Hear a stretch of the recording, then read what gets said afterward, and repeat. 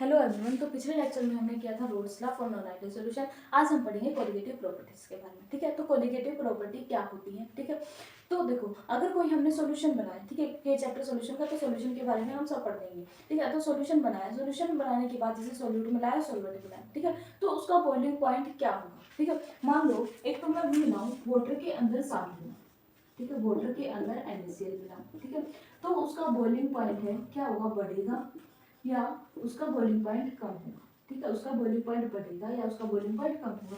या फिर मैं क्या करूँ, वाटर के अंदर क्या मिलाऊं, शुगर मिलाऊं, ठीक है, C6H12 ग्लूकोज मिला लिया, C6H12O6 मिला लिया, तो बॉइलिंग पॉइंट बढ़ेगा घटेगा। ठीक है, अगर मैं क्या करूँ, मतलब NaCl जितना मैंने NaCl मिलाया, मान लो कि 5 ग्राम NaCl मिलाया, ठीक है, तो अगर मान लो 5 ही ग्राम ग्लूकोज मिलाया, ठीक है, तो जो बॉइलिंग पॉइंट है क्या इक्वली बढ़ेगा, ज्यादा बढ़ेगा या कम बढ़ेगा। ठीक है, इन दोनों में ये भी 5 ग्राम लिया था मैंने और ग्लूकोज भी क्या लिया था, 5 ग्राम लिया था, तो जो बॉइलिंग पॉइंट है वो दोनों का सिमिलर अमाउंट में बढ़ेगा। मान लो इसका पहले 100 डिग्री सेल्सियस था, ठीक है, इस वाटर का तो 100 डिग्री सेल्सियस ही होता है। ठीक है, बॉइलिंग पॉइंट अब देखो NaCl मिलाने के बाद इसका जो बॉइलिंग पॉइंट है कितना होगा दोनों का, क्योंकि अमाउंट तो हमने क्या मिलाई है, सिमिलर मिलाई है, क्या मिलाई है, अमाउंट ऑफ सिमिलर मिलाई है। ठीक है, तो जो बॉइलिंग पॉइंट सिमिलर अमाउंट में बढ़ेगा या अलग अलग अमाउंट में बढ़ेगा। ठीक है, इसका जो मान लो बॉइलिंग पॉइंट इसका ज्यादा होगा या इस सॉल्यूशन का ज्यादा होगा, चीजों को जो बताती है, जो एक्सप्लेन करती है, वो होती है कोलिगेटिव प्रॉपर्टी। ठीक है, तो कुछ कोलिगेटिव प्रॉपर्टी है, 4 कोलिगेटिव प्रॉपर्टी होती है। ठीक है, तो कोलिगेटिव प्रॉपर्टी वो प्रॉपर्टी होती है, डेफिनेशन लिख लेते हैं, कोलिगेटिव प्रॉपर्टी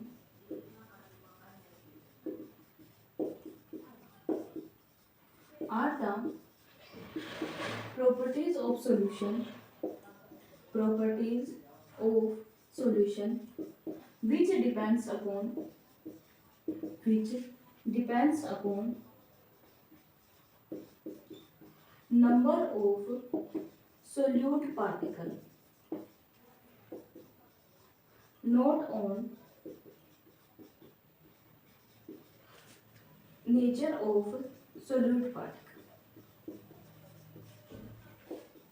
ठीक है, तो ऐसी प्रॉपर्टी जो क्या करे, जैसे कि हमने सॉल्यूशन बनाया है, तो वो प्रॉपर्टी जो उसके नंबर ऑफ पार्टिकल के ऊपर डिपेंड करे, उसके नेचर के ऊपर डिपेंड ना करे। ठीक है, यानी कि मान लो हमने वाटर में 5 ग्राम ग्लूकोज मिलाया और 5 ग्राम NaCl मिलाया, ठीक है, तो किसके ऊपर डिपेंड करे कि कितने नंबर ऑफ मॉलिक्यूल हमने ऐड किया है या कितनी अमाउंट ऐड की है। ठीक है, उसके ऊपर जो प्रॉपर्टी डिपेंड करती है वो होती है कोलिगेटिव प्रॉपर्टी। ये हमें फर्क नहीं पड़ता, ठीक है, सॉल्यूशन को फर्क नहीं पड़ता कि उसके अंदर ग्लूकोज मिलाया गया है, उसके अंदर साल्ट मिलाया गया, उसके अंदर सिल्वर क्लोराइड मिलाया, कुछ भी मिलाया गया। ठीक है, अगर उसके अंदर आयंस की अमाउंट सेम है, ठीक है, दोनों के अंदर अगर आयंस की अमाउंट सेम है तो क्या होगा, बॉइलिंग पॉइंट दोनों का बराबर होगा। ठीक है, जैसे कि अगर मैं वाटर में NaCl मिलाऊं, ठीक है, इसके क्या मिलाऊं, 5 मोल मिलाऊं, ठीक है, अगर मैं वाटर में, ठीक है, KCl मिलाऊं, इसके भी क्या मिलाऊं, 5 मोल मिलाऊं, ठीक है, तो जो बॉइलिंग पॉइंट है दोनों का सिमिलर अमाउंट में इंक्रीज होगा। ठीक है, या जो उनका फ्रीजिंग पॉइंट है सिमिलर अमाउंट में डिक्रीज होगा।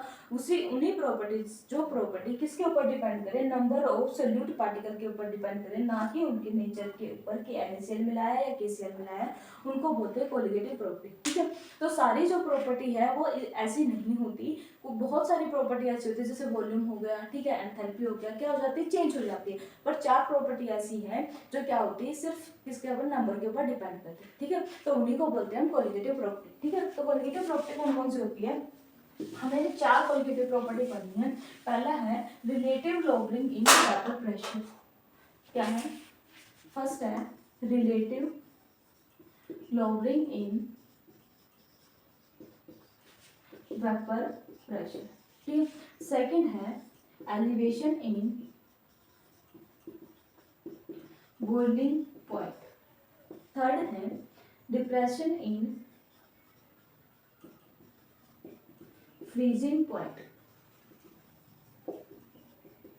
फोर्थ है ऑस्मोटिक प्रेशर। ठीक है, ये वो प्रॉपर्टी है सॉल्यूशन की जो नंबर ऑफ पार्टिकल के ऊपर डिपेंड करती है, ना कि उनके नेचर के ऊपर। ठीक है, फर्स्ट है relative lowering in vapour pressure. Relative lowering का मतलब ये है कि सॉल्यूशन का जो प्योर का प्योर किसी भी सॉल्वेंट का जो भी वेपर प्रेशर था उसके रिलेटिव कितना डिक्रीज हुआ है, ठीक है। लॉगरिंग का मतलब है डिक्रीज होना, और वेपर प्रेशर कितना वेपर प्रेशर डिक्रीज हुआ है होता है relative lowering in vapour pressure, ठीक है। एलिवेशन इन बॉइलिंग पॉइंट का मतलब ये है कि जो बॉइलिंग पॉइंट है किसी सॉल्यूशन का, अगर देखो ये चारों प्रॉपर्टी एक दूसरे के साथ रिलेटेड है, तीनों तो खासकर है ही, मतलब अगर वेपर प्रेशर डिक्रीज होगा, ठीक है, तो बॉइलिंग पॉइंट क्या पड़ेगा, हमें उसी वेपर प्रेशर तक आने के लिए बॉइलिंग पॉइंट क्या पड़ेगा, बढ़ाना पड़ेगा, ठीक है। मतलब जो टेम्परेचर है वो बढ़ाना पड़ेगा, टेम्परेचर बढ़ेगा तो बॉइलिंग पॉइंट क्या होगा, मतलब जो बॉइल होगा सॉल्यूशन वो ज़्यादा बॉइल होगा, ज़्यादा बॉइल होगा तो वेपर क्या बनेंगे, ज़्यादा बनेंगे, ठीक है। तो बॉइलिंग पॉइंट क्या हो जाएगा, बढ़ जाएगा, ठीक है। फ्रीजिंग पॉइंट क्या होता है, कम हो जाएगा, ठीक है। तो उन प्रॉपर्टी को बोलते हैं कोलिगेटिव प्रॉपर्टी। और फोर्थ वन है ऑस्मोटिक प्रेशर, की जो ऑस्मोटिक प्रेशर की नंबर ऑफ सॉल्यूट पार्टिकल के ऊपर डिपेंड है, ठीक है। तो वो जो प्रॉपर्टी होती है इन्हीं को बोलते हैं कोलिगेटिव प्रॉपर्टी। अब देखो इनके डेरिवेशन देखते, डेरिवेशन इतने इंपॉर्टेंट नहीं है, बस थोड़ा थोड़ा हम कर लेंगे। फॉर्मूलाज इंपॉर्टेंट है, फॉर्मूला से न्यूमेरिकल क्वेश्चंस आते हैं, ठीक है। तो relative logging in vapour pressure मतलब है, जैसे कि हमने रोल्स ला किया था, तो अगर रोल्स ला आपने नहीं किया है तो मैंने पिछले वाले लेक्चर में करवाया, मैं उसका लिंक डिस्क्रिप्शन में दे दूंगी, ठीक है। तो आप वहां से कर लेना। तो relative logging in vapour pressure का मतलब ये है कि जो पी नोड ए है, सॉल्यूशन का जो प्योर सॉल्वेंट का जो प्योर का प्रेशर था वो पी यानी कि जो बाद में है, ठीक है, पी नोट, ठीक है, किसके बराबर होता है, जाई बी के बराबर होता है। जाई बी क्या है, मोल फ्रैक्शन ऑफ सोल्यूट, क्या है, mole fraction of solute, mole fraction of solute, ठीक है। मोल फ्रैक्शन ऑफ सोल्यूट का मतलब क्या है, देखो मोल फ्रैक्शन ऑफ सोल्यूट का मतलब क्या है, number of mole of solute divide by number of mole of solution, ठीक है। यानी कि कितने मोल सोल्यूट के हैं एक सॉल्यूशन के अंदर, तो किसके ऊपर डिपेंड करेगी, नंबर ऑफ मोल के ऊपर। तो ऐसी प्रॉपर्टी जो नंबर ऑफ मोल के ऊपर डिपेंड करे उनके ऊपर क्या, उनको क्या बोलते हैं, कोलिगेटिव प्रॉपर्टी। तो ये क्या है, मैंने पहले बताया था, ये जो टर्म है P naught A minus P, ठीक है, पी टोटल क्या है, ये lowering in vapour pressure, lowering in vapour pressure, ठीक है। और जो ये पूरी टर्म है इसको बोलते हैं relative lowering in vapour pressure, relative lowering in vapour pressure, ठीक है। हमें सिर्फ यही करना है, ठीक है। इससे हमें न्यूमेरिकल कैसे आएगा, देखो न्यूमेरिकल कैसे आएगा, number of mole of fraction किसका, सोल्यूट के ऊपर डिपेंड करें, तो हमें निकालना होगा कि कितने अमाउंट सोल्यूट की मिलाई गई है, या हमें निकालना होगा कि कितना उसका प्रेशर सॉरी कितना उसका मोलिकुलर मास, ठीक है। ये जो चीजें हैं पी नोड ए यानी कि प्योर सॉल्वेंट का जो वेपर प्रेशर था क्या था वो हमें दिया मिलेगा, सॉल्यूशन बनने के बाद क्या बना है वो हमें दिया मिलेगा, ठीक है। पी नोड ए तो वही होगा सॉल्वेंट का जो प्योर का वेपर प्रेशर है, ठीक है। जाई भी या तो मॉलिक्यूलर मास मतलब उसका दिया मिलेगा, हमें मतलब 3-4 चीज दी होंगी, हमें एक चीज निकालनी है, ठीक है। तो यहाँ से हम निकालेंगे अगर डब्ल्यू बी में क्या हूँ, जो मास ऑफ सोल्यूट, ठीक है, कितना मिक्स किया अगर वो निकालना, ठीक है। तो देखो यहाँ पे वैल्यू रखनी है, तो क्या होगा P naught A minus P divide by P naught A, ठीक है। Number of mole of solute क्या होगा, तो सोल्यूट का क्या है, गिवन मास है, डिवाइड बाई सोल्यूट का क्या है, मोलिकुलर मास है, ठीक है। इसी तरह से सोल्यूशन का क्या होगा, सोल्यूशन का सोल्यूट प्लस सोल्वेंट, तो डब्ल्यू ए सॉरी सोल्यूट को हम बी मान लेते हैं, M B W, W B divide by M B plus में डब्ल्यू ए सॉल्वेंट का, क्योंकि सोल्यूशन के अंदर क्या है, दोनों है, ठीक है।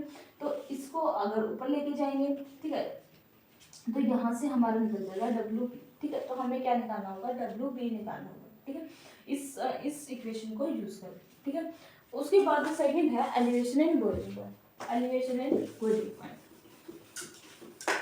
अगर आपको इनके डिटेल में डेरिवेशन देखनी है तो मैं इसके लिए अलग से एक वीडियो और डिस्क्रिप्शन ऐड कर दूंगी, ठीक है, या एक अलग से वीडियो में बना दूंगी, ठीक है। तो वो वहाँ से आप देख लीजिएगा, ठीक है। वैसे आप एग्जाम टाइम में तो इम्पोर्टेंट यही है कि इनके फॉर्मूलेज हमें याद रखने चाहिए, ठीक है।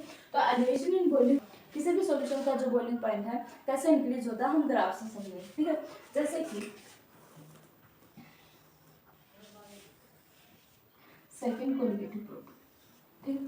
अब देखो कोई भी सॉल्यूशन था, सॉल्वेंट था, ठीक है, ये है उसका वेपर प्रेशर और ये है उसके मोल फ्रैक्शन,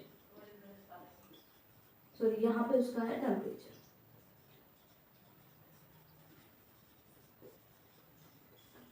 ठीक है, टेम्परेचर इंक्रीज हो रहा। अब देखो कोई भी सॉल्वेंट था, ठीक है, उसका एक वेपर प्रेशर था किसी टेम्परेचर के ऊपर, मान लो ये T1 है, ठीक है, T1 टेम्परेचर के ऊपर उसका कुछ वेपर प्रेशर था, वेपर प्रेशर की अमाउंट यहाँ पे बढ़ रही है, ठीक है। वेपर प्रेशर था, मान लो उसका ये था, ठीक है, इस पॉइंट पे उसका वेपर प्रेशर था। अब क्या हुआ, इस जो हमने हमारे पास क्या था, प्योर सॉल्वेंट था, अब हम उसके अंदर सॉल्यूट मिला देते, ठीक है। अगर हमने पहले तो क्या था, सॉल्यूशन के अंदर सिर्फ, मान लो ये सॉल्यूशन है, ठीक है, सॉल्यूशन के अंदर क्या था, सिर्फ ए था, ठीक है। तो ए को जब हम T1 पे बॉइल कर रहे थे तो उसका वेपर प्रेशर आया था बी, ठीक है। अब हमने क्या किया, ए के अंदर बी मिला दिया, और बी क्या है, नॉन वोलेटाइल है, बी क्या है, नॉन वोलेटाइल। तो देखो, अगर हम किसी भी सब्सटेंस की अमाउंट बढ़ा देते तो उसका बॉइलिंग पॉइंट बढ़ जाता है, ठीक है। फॉर एग्जांपल, जैसे कि आप पानी गर्म करो, एक तो 1 गिलास पानी को गर्म करो, एक 2 गिलास को गर्म करो, ठीक है। तो 2 गिलास क्या होगा, ज़्यादा टाइम में होगा, ज़्यादा टाइम में ज़्यादा हीट देनी पड़ेगी, यानी कि ज़्यादा टेम्परेचर देना पड़ेगा। तो क्या होगा, इसके अंदर अगर हम सॉल्यूट मिला देते हैं तो क्या होगा, इसका बॉइलिंग पॉइंट बढ़ जाएगा, ठीक है। तो बॉइलिंग पॉइंट क्या होगा, T2 बढ़ जाएगा। T2 टेम्परेचर के ऊपर आने के बाद तब जो इसका वेपर प्रेशर है इसके बराबर होगा, ठीक है। तब जो इसका वेपर प्रेशर है इस पॉइंट पे आएगा, ठीक है। यानी कि यहाँ पे सिर्फ था प्योर सॉल्वेंट का, अगर हमने इसके अंदर नॉन वोलेटाइल सॉल्यूट मिला दिया तो इसका वेपर प्रेशर T2 टेम्परेचर पे आएगा, यानी कि टेम्परेचर क्या होगा, इंक्रीज होगा। T1 टेम्परेचर के ऊपर इसका जो वेपर प्रेशर क्या होगा, कम होगा, ठीक है। तो इन दोनों पॉइंट्स को मिला दें तो ये क्या है, वेपर प्रेशर ऑफ सॉल्यूशन, ठीक है। और ये क्या है, अब देखो T1 टेम्परेचर के ऊपर इसका इतना था, ठीक है। तो अगर इसका टेम्परेचर प्योर सॉल्वेंट को T2 टेम्परेचर पे इंक्रीज करें तो वेपर प्रेशर क्या होगा इसका, और भी ज्यादा होगा, ठीक है। तो ये क्या है, vapour pressure of pure solvent, ठीक है। और अगर जितना वेपर प्रेशर सॉल्वेंट का था उतना वेपर प्रेशर हमें सॉल्यूशन का लेके आने के लिए क्या करना है, इतना टेम्परेचर इंक्रीज करना पड़ा, तो इसको बोलते हैं डेल टी, ठीक है।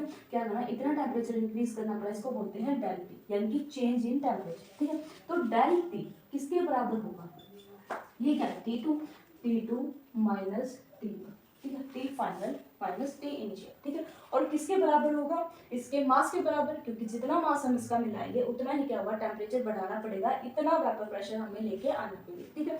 अगर किसी कम सब्सटेंस को आप बॉइल करते हैं तो क्या होता है, कम टेम्परेचर पे बॉइल होगा और वेपर प्रेशर देगा। अगर उसी के अंदर कुछ और अमाउंट मिला दे तो क्या होगा, ज्यादा टेम्परेचर पे बॉइल होगा। सिंपल सा कंसेप्ट है, यही बस इसी केमिस्ट्री में लगा है कि यहाँ पे सिर्फ सॉल्वेंट था तो उसका टेम्परेचर T1 था, T1 पे इतना वेपराइज हो रहा था, क्योंकि अगर कोई सब्सटेंस बॉइल होता है तो क्या होता है, लिक्विड से वेपर बनते हैं, वेपर होते हैं, तो वेपर प्रेशर होता है, तो वेपर प्रेशर उसका ये होगा, ठीक है। अगर हमने उसके अंदर सॉल्यूट मिला दिया तो टेम्परेचर तो बढ़ेगा ही, ठीक है। टेम्परेचर बढ़ाना पड़ेगा उसको बॉइल करने के लिए, ठीक है। अगर टेम्परेचर बढ़ाएंगे तो उसको यहाँ पे आगे अंदर T2 टेम्परेचर पे आगे उसका वेपर प्रेशर इतना बनेगा, कितना टेम्परेचर चेंज करना पड़ा सेम वेपर प्रेशर लेके आने के लिए, डेल T किसके बराबर, T2 माइनस T1, ठीक है। ये किसके डायरेक्टली प्रोपोर्शनल होगा, कितना हमने सॉल्यूट मिलाया, अगर ज्यादा सॉल्यूट मिलाएंगे ज्यादा टेम्परेचर बढ़ाना पड़ेगा, कम सॉल्यूट मिलाएंगे कम टेम्परेचर बढ़ाना पड़ेगा। तो डेल T1 डेल T, ठीक है, बॉइलिंग के लिए तो बी, ठीक है, डायरेक्टली प्रोपोर्शनल होगा किसके, molarity of solution, molarity of solute के, ठीक है। प्रोपोर्शनलिटी का जो निशान हटा के हमने लगा दिया, डेल टीबी इक्वल होगा के बी इंटू में मोलैरिटी ऑफ सॉल्यूट की, ठीक है। के बी क्या है, जो कांस्टेंट है, ठीक है। हर एक सॉल्यूट के लिए जो बॉइलिंग कांस्टेंट है या जो एलिवेशन कांस्टेंट है उसकी वैल्यू अलग अलग होती है, ठीक है, अलग अलग टेम्परेचर पे, ये हमें लिटरेचर से मिलती है, ठीक है। तो डेल टी बी इक्वल होगा के बी इंटू में एम के, ठीक है। एम क्या है, मोलैरिटी ऑफ सॉल्यूशन, ठीक है। तो देखो मोलैरिटी ऑफ सॉल्यूशन क्या होगी, मोलैरिटी मैंने पहले करवाया था, मोलैरिटी क्या होती है, number of mole of solute divide by mass of solvent, ठीक है। Number of mole of solute क्या होगा, given mass by molecular mass, जो वेट है किसका, सॉल्वेंट का कितना होगा, WA होगा, ठीक है। किलोग्राम में चेंज करने के लिए किलोग्राम में होता है तो 1000 से क्या करेंगे, डिवाइड करेंगे, तो ये क्या हो जाएगा, WB divide by MB into में 1000 डिवाइड बाय M, ठीक है। तो मोलैरिटी की वैल्यू इस फॉर्मूले में रखेंगे, क्या हो जाएगा, delta TB is equal to हो जाएगा KB इंटू में WB बाय MB इंटू में 1000 डिवाइड बाय M, ठीक है। तो हमें क्या मिलेगा, हमें चेंज इन टेम्परेचर मिलेगा, ठीक है। हमें केबी मिलेगा, हमें बताना होगा कि कितना मास हमने सोल्यूट का मिला है, ठीक है। तो इस फॉर्मूले को रीअरेंज करेंगे, ये ड्रॉ कर देना, इस फॉर्मूले को रीअरेंज करेंगे तो हमें मिलेगा डब्ल्यू बी को उस साइड रखते हैं, डब्ल्यू बी को एक साइड रखते हैं, is equal to delta T change in temperature into M B into में M A divide by K B into में 1000। ठीक है, ये क्या होगा कि कितना सोल्यूट हमें मिला है। ठीक है, हमें क्वेश्चन ऐसे मिलेगा कि a solution has boiling point this when a solute added to it, ठीक है, whose molecular mass is this, the boiling point of the solution changes this। ठीक है, कैलकुलेट या find out the amount of solute which are mixed. ठीक है, तो कितने mix की गई ये बताना है। ठीक है, तो ये होता है किसका एलिवेशन एंड बॉइलिंग पॉइंट का। इसी तरह से एलिवेशन एंड फ्रीजिंग पॉइंट को क्या होगा, डब्ल्यू बी किसके बराबर होगा, डेल टी एफ, ये बॉइलिंग के लिए तो बी यूज किया, टी एफ फ्रीजिंग के लिए मतलब चेंज इन टेम्परेचर। ठीक है, इनटू में एम बी इनटू में एम ए डिवाइड बाय के एफ इनटू में 1000। ये क्या है, कांस्टेंट है, फ्रीजिंग कांस्टेंट है, इसकी वैल्यू भी क्या होती है, कांस्टेंट होती है, हर एक सोल्यूट के लिए अलग अलग होती है, ये भी हमें लिटरेचर से मिलती है। ठीक है, तो ये जो फॉर्मूला होगा ये किसके लिए होगा, डिप्रेशन इन फ्रीजिंग पॉइंट के लिए। ठीक है, किसके लिए, डिप्रेशन इन फ्रीजिंग पॉइंट के लिए। ग्राफ बता देते हैं, ग्राफ कैसे आएगा, ग्राफ कैसे आएगा, यहाँ पे हम बता रहे टेम्परेचर, यहाँ पे है वेपर प्रेशर।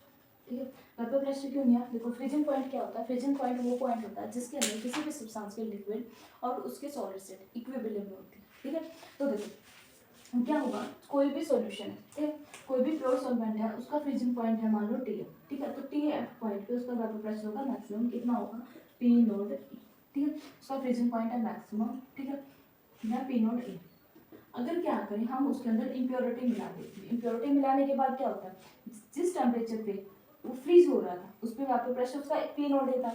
अगर हम टेम्परेचर कम कर दिए, मान लो हमने टेम्परेचर कर दिया टी, ठीक है, T1 टेम्परेचर कर दिया, तो क्या होगा, इसके अंदर इम्प्योरिटी मिला दी, इम्प्योरिटी मिलाने के बाद क्या होगा, इसका जो टेम्परेचर है बॉइलिंग पॉइंट क्या होता है, इंक्रीज होता है। ठीक है, लेकिन वेपर प्रेशर क्या होगा, डिक्रीज होगा। ठीक है, तो क्या होगा, जो फ्रीजिंग पॉइंट है वो भी क्या होता है, कम हो जाता है। ठीक है, फ्रीजिंग पॉइंट है क्या हो जाएगा, उसका कम हो जाएगा। ठीक है, और उसका जो वेपर प्रेशर है वो भी क्या होता है, कम हो जाता है। ठीक है, ये सॉल्यूशन का होगा। ठीक है, तो अगर हम देखें तो क्या होगा, अगर हमने सॉल्यूशन का वेपर प्रेशर यहाँ पे लेके आना है, ठीक है, तो क्या करना होगा, T1 टेम्परेचर करना पड़ेगा, यानी कि पहले इस टेम्परेचर के ऊपर फ्रीज हो रहा था, अब किस पे हो रहा है, T1 पे फ्रीज हो रहा है। ठीक है, तो TF माइनस T1 क्या होगा, डिक्रीज इन टेम्परेचर या डिप्रेशन इन फ्रीजिंग पॉइंट। ये जो लाइन है ये किसके लिए है, प्योर सॉल्वेंट के लिए, प्योर सॉल्वेंट के लिए। ठीक है, अभी क्या होगा, इसका जो वेपर प्रेशर वो क्या होगा, डिक्रीज होगा। ठीक है, तो जो ये जो लाइन बनेगी, ठीक है, ये किसके लिए बनेगी, सॉल्यूशन के लिए, सॉल्यूशन के लिए। ठीक है, तो कितना डिक्रीज हुआ, T1 डिक्रीज हुआ, कितना डिक्रीज हुआ, T1 डिक्रीज हुआ, किससे डिक्रीज हुआ, TF से डिक्रीज हुआ। ठीक है, तो डिक्रीज इन फ्रीजिंग पॉइंट क्या हुआ, डेल्टा TF। ठीक है, सॉरी डेल्टा टी फ्रीजिंग के लिए तो एफ लिखेंगे। ठीक है, किसके बराबर होगा, T final minus T initial, final temperature तो ये है T1 माइनस टी इनिशियल। ठीक है, इसके बराबर होगा, पहले इतना था अब क्या होगा, इतना होगा। ठीक है, तो क्या होगा, T1 माइनस टी एफ। ठीक है, तो क्या होगा, डेल्टा टी एफ किसके प्रोपोर्शनल होगा, क्योंकि हमने क्या मिला, इम्प्योरिटी मिलाई, इम्प्योरिटी मिलाई यानी कि सॉल्यूट मिला, किसके बराबर होगा, के एफ इनटू में एम, मोलारिटी ऑफ सॉल्यूट इसके बराबर। ठीक है, तो यहाँ से वही इक्वेशन की किसके बराबर जो पहले बताया कि किसके बराबर, इसकी मोलारिटी की वैल्यू रखेंगे, तो डब्ल्यू बी किसके बराबर हो जाएगा, डब्ल्यू बी किसके बराबर हो जाएगा, तो मोलारिटी की वैल्यू रखेंगे। मोलारिटी क्या होती है, number of mole of solute, W B divide by M B into में 1000 डिवाइड बाई एम ए। ठीक है, तो डब्ल्यू बी तो याद रखेंगे। ठीक है, ये जो डब्ल्यू बी की वैल्यू को एक साइड रखेंगे, बाकी उस साइड लेके जाएंगे, तो क्या हो जाएगा, डेल्टा टी एफ इंटू में एम बी इंटू में एम ए डिवाइड बाई के एफ इंटू में ये। ठीक है, ये वैल्यू आ जाएगी डिप्रेशन में फ्रीजिंग पॉइंट या कितना मास उसके अंदर मिला है। ठीक है, उसके बाद जो नेक्स्ट प्रॉपर्टी है वो है ऑस्मोटिक प्रेशर। अब देखो ऑस्मोटिक प्रेशर क्या होता है, जैसे कि आपने देखा होगा, हम क्या अगर किसी दिन कपड़े ज़्यादा धोए, ठीक है, या साबुन के कॉन्टैक्ट में ज़्यादा है, ठीक है, तो क्या होता है, हमारी जो उंगलियां हैं वो क्या होता है, पिचक जाती है। ठीक है, ऐसे बूढ़े मतलब जो बुजुर्ग व्यक्तियों की जैसी उंगलियां होती है ऐसे हो जाती हैं। ये क्या होता है, ये फिनोमिना क्या होता है, ठीक है, इसको बोलते हैं ओस्मोसिस। ठीक है, क्या बोलते हैं, ओस्मोसिस। ठीक है, एक मेम्ब्रेन होती है, एक मेम्ब्रेन होती है, उसको बोलते हैं सेमी परमिएबल मेम्ब्रेन। हमारी बॉडी ऑर्गन्स के अंदर, हमारे सेल्स के अंदर, हमारी कोशिकाओं के अंदर और हमारे बॉडी ऑर्गन्स के अंदर ये मेम्ब्रेन होती है, सेमी परमेबल मेम्ब्रेन। सेमी का मतलब होता है सेल्फ, ठीक है। परमेबल का मतलब होता है परमिट करना, ठीक है। ऐसी मेम्ब्रेन, मान लो ये मेम्ब्रेन, ठीक है, ये कोशिका है, ठीक है, तो ये मेम्ब्रेन है, ठीक है। ऐसी मेम्ब्रेन जो उन्हीं सब खुद सेलेक्ट करती है कि कौन अंदर आएगा कौन बाहर जाएगा, उसको बोलते हैं सेमी परमेबल मेम्ब्रेन, ठीक है। ऐसी मेम्ब्रेन जो खुद सिलेक्शन करे किन आयंस को अंदर आना है और किन आयंस को बाहर जाना है, उसी को बोलते हैं सेमी परमेबल मेम्ब्रेन, ठीक है। अगर हम इस सेमी परमेबल मेम्ब्रेन, जैसा नहीं कि बायोलॉजिकल हमारी बॉडी के अंदर, सेल्स के अंदर होती है, लगभग एनिमल्स के अंदर, सभी एनिमल्स के अंदर जो सेल की जो मेम्ब्रेन होती है सेमी परमेबल होती है, या और उसके साथ साथ जो पोटैटो होता है, आलू होता है, उसकी जो परत होती है वो भी एक सेमी परमेबल मेम्ब्रेन का काम करती है, ठीक है। तो देखो क्या होता है, अगर हमें इस सेमी परमेबल मेम्ब्रेन के अंदर, ठीक है, हम क्या करें, दो सॉल्यूशन लगाएं, ठीक है, ठीक है। ये यहाँ पे जो बॉल बना है, ठीक है, ये है सॉल्यूशन ए, ये है सॉल्यूशन ए और ये है सॉल्यूशन बी, ठीक है। और इनको सेपरेट कर दिया एक मेम्ब्रेन से जिसको बोलते हैं सेमी परमेबल मेम्ब्रेन, ठीक है, सेमी परमेबल मेम्ब्रेन। इस मेम्ब्रेन से इसको सेपरेट कर दिया, ठीक है। तो क्या होता है, सॉल्यूशन ए है, ये क्या है, डाइल्यूट सॉल्यूशन है। डाइल्यूट सॉल्यूशन का मतलब ये है इसके अंदर सिर्फ वाटर मॉलिक्यूल है, ठीक, सिर्फ वाटर मॉलिक्यूल, ठीक है। और जो सॉल्यूशन बी है, ठीक है, ये क्या है, कंसंट्रेटेड सॉल्यूशन, ठीक है। इसके अंदर क्या है, वाटर भी है और साथ में कोई साल्ट भी, ठीक है, साथ में कोई भी साल्ट है, साथ में कोई भी साल्ट है, यानी कि वाटर है साथ में कोई भी साल्ट है, ठीक है। तो कुछ टाइम बाद क्या होता है, कुछ टाइम बाद क्या होगा, जो ये मेम्ब्रेन है, सेमी परमेबल मेम्ब्रेन है, ये क्या करेगी, जो वाटर मॉलिक्यूल है, वैसे तो सॉल्यूशन है, सॉल्यूशन की प्रॉपर्टी क्या होती है, हायर कंसंट्रेशन से लो कंसंट्रेशन तक जाना, ठीक है। यानी कि अगर यहाँ पे हाई कंसंट्रेशन और यहाँ पे लो, ठीक है, तो ये हाई कंसंट्रेशन वाला लो में चला जाता है, ठीक है। लेकिन सेमी परमेबल मेम्ब्रेन क्या करती है, सॉल्वेंट पार्टिकल की मूवमेंट करती है, किसकी मूवमेंट करती है, सॉल्वेंट पार्टिकल की मूवमेंट करती है, ठीक है। क्या होगा, अगर यहाँ पे कंसंट्रेशन ज्यादा है और यहाँ पे कंसंट्रेशन कम है, तो लो कंसंट्रेशन से हाई कंसंट्रेशन की तरफ करती है। जनरली जो कंसंट्रेशन ग्रेडियंट होता है, ठीक है, जनरली जो फ्लो होता है, फ्लो ऑफ लिक्विड होता है, ठीक है। जैसे कि अगर मतलब मान लो कि दो बीकर हमने रख ली, ठीक है, एक बीकर के अंदर ज्यादा पानी, एक के अंदर कम है, ठीक है, तो हमने उनके बीच क्या कर दिया, छोटे छोटे होल कर दिए, जिस मेम्ब्रेन को सेपरेट करते हैं होल कर दिए। तो क्या होगा, जिस लिक्विड के अंदर पानी ज्यादा है या जिस बीकर के अंदर पानी ज्यादा है, वो क्या करेगा, उस बीकर के अंदर फ्लो करेगा जहाँ पे पानी कम है, यानी कि हाई कंसंट्रेशन से लो कंसंट्रेशन पर करेगा।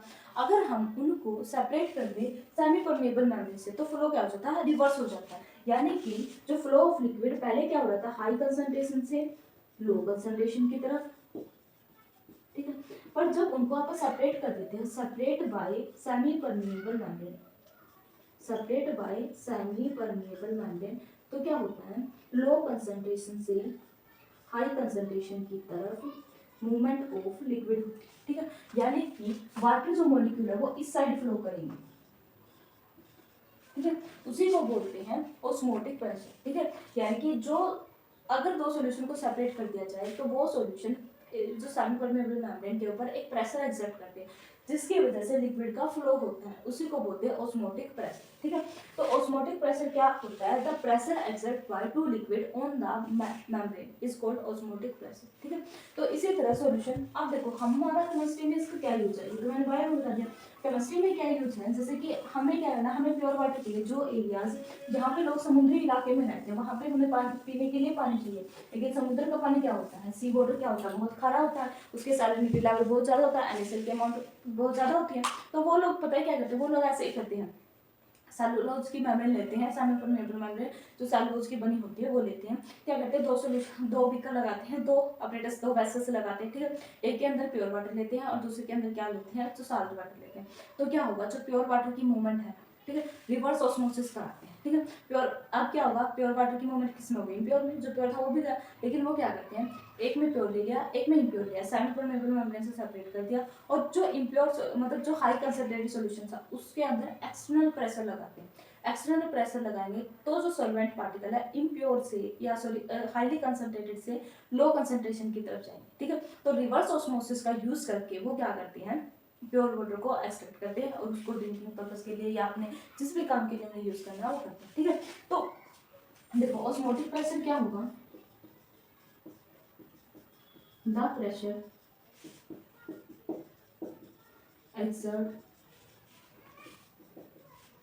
by the particle of solute solvent molecule on the semi-permeable membrane is called osmotic pressure. ठीक है, जैसे कि कैसे सॉल्यूशन के लिए आएगी, कैसे इक्वेशन होती है, हम कैसे निकालते हैं, P V is equal to N R T. P क्या होता है, प्रेशर, वी क्या होता है, वॉल्यूम, एन क्या होता है, नंबर ऑफ मोल, एल क्या होता है, गैस कांस्टेंट, टी क्या होता है, टेम्परेचर। तो पी को लिखेंगे हम पाई, ठीक है, N by V is equal to R T. N by V क्या होता है, कंसंट्रेशन, ठीक है, कंसंट्रेशन यानी कंसंट्रेशन क्या होता है, नंबर ऑफ सॉल्यूट पार्टिकल। तो पाई वी या pi is equal to C R T, और पाई इसमें क्या है, ऑस्मोटिक प्रेशर। पाई इसमें क्या है, ऑस्मोटिक प्रेशर, ठीक है। अब देखो एक फिनोमिना होता है रिवर्स ऑस्मोसिस का। रिवर्स ऑस्मोसिस क्या होता है, अगर हम ऑस्मोटिक प्रेशर में पहले जो फ्लो हो रहा था किससे होता है, लो कंसंट्रेशन से हाई कंसंट्रेशन तक हो रहा है, ठीक है। अब हम करते हैं रिवर्स ऑस्मोसिस। रिवर्स ऑस्मोसिस क्या होता है, देखो जो जनरली जो फ्लो होता है लो कंसंट्रेशन से हाई कंसंट्रेशन तक होता है, ठीक है। तो हम क्या करते हैं, अगर उस फ्लो को रिवर्स करवा देते तो उसी को बोलते हैं रिवर्स ऑस्मोसिस। कैसे करवाते हैं, जैसे कि मैंने पहले बताया सी वाटर की प्योरिफिकेशन, ठीक है। तो क्या होता है, यहाँ पे मेम्ब्रेन ली, सेमी परमिएबल मेम्ब्रेन, ये है SPM सेमी परमिएबल मेम्ब्रेन। यहाँ इसके अंदर हमने लिया सी वाटर, इसके अंदर लिया हमने नॉर्मल वाटर, ड्रिंकिंग वाटर, ठीक है। तो जनरली फ्लो क्या होगा, इस वाटर का सी वाटर के अंदर होगा, ठीक है। जो रेगुलर फ्लो क्या होना चाहिए, ऐसा होना चाहिए सेमी परमिएबल मेम्ब्रेन से, ठीक है। सॉल्वेंट मोटी जो पार्टिकल है वो मूव करते हैं, लेकिन हम क्या करते हैं, हमें क्या चाहिए, हमें प्योर वाटर चाहिए हमें यूज करने के लिए। तो हम क्या करते हैं, इस फ्लो को रोकने के लिए हम क्या करते हैं, इसके ऊपर एक्सटर्नल प्रेशर अप्लाई करते हैं, ठीक है। एक्सटर्नल प्रेशर अप्लाई करते हैं। अगर एक्सटर्नल प्रेशर अप्लाई करेंगे तो यहाँ से जो वाटर मॉलिक्यूल है वो यहाँ जाएगा, ठीक है, साल्ट इसके अंदर रह जाएगा, ठीक है। इस फिनोमिना को बोलते हैं रिवर्स ऑस्मोसिस। जो ऑस्मोसिस पहले जो ऑस्मोसिस है लो कंसंट्रेशन से हाई कंसंट्रेशन तक हो रही थी, हमने उसको एक्सटर्नल प्रेशर लगा के क्या कर दिया, रिवर्स कर दिया, इसी को बोलते हैं रिवर्स ऑस्मोसिस, ठीक है। अब जो फ्लो हो रहा है हाई कंसंट्रेशन से कहाँ तक हो रहा है, लो कंसंट्रेशन तक हो रहा है, ठीक है। किससे, एक्सटर्नल प्रेशर अप्लाई करते हैं, और हमें जो वाटर मिलता है वो ड्रिंकिंग पर्पस के लिए या डोमेस्टिक किसी भी पर्पस के लिए हम यूज कर सकते हैं, ठीक है। कल हम करेंगे इन जो चारों क्वालिटेटिव प्रॉपर्टी हैं उनकी एप्लीकेशंस, ठीक है। उसके बाद करेंगे न्यूमेरिकल्स, ठीक है। Thank you so much for watching.